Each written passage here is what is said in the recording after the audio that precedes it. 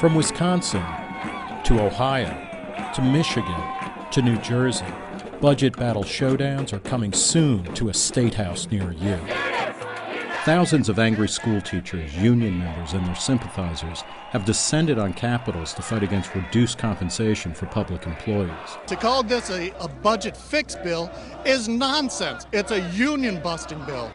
The protesters are up against a new crop of governors who are hell-bent on making spending cuts. We're broke. And it's about time somebody stood up and told the truth. The problems we have hidden for decades are evident for all to see. The day of reckoning has arrived. It's not just red states and Republicans who are mixing it up. Our government spends too much money and has for too long. New York's Democratic Governor Andrew Cuomo wants public employees to pay $500 million towards benefits they're currently receiving for free.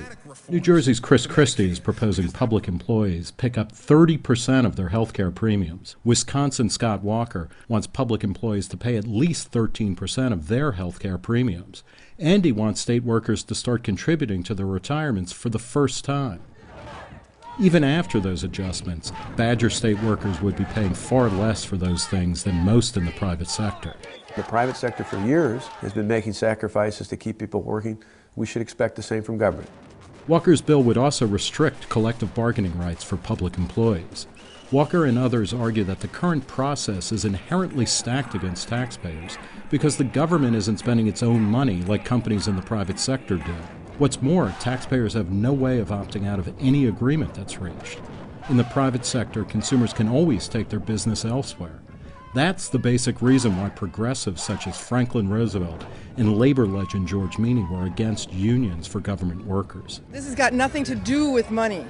We've been taking cuts forever. This is about taking away our right to negotiate. Actually, it has everything to do with money. States are facing budget deficits that may rise to a combined $125 billion in the next fiscal year. This newfound fiscal discipline comes only after a virtually unchecked binge over the past 10 years, during which state expenditures exploded by more than 80% in inflation-adjusted dollars, including big bumps in overall worker compensation. It's about having the right to be able to say that I want to feed my family. Teachers right now don't have that much money.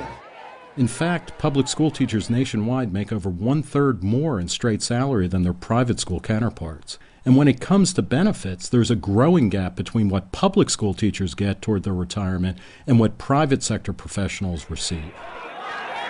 Union leaders in Wisconsin and elsewhere are now saying that educators are willing to accept less compensation, just as long as nobody cuts the union out of the deal-making. And what they're saying to the governor is, look, we know that Wisconsinites are suffering, and we're willing to do our part, and we just don't want to lose our voice.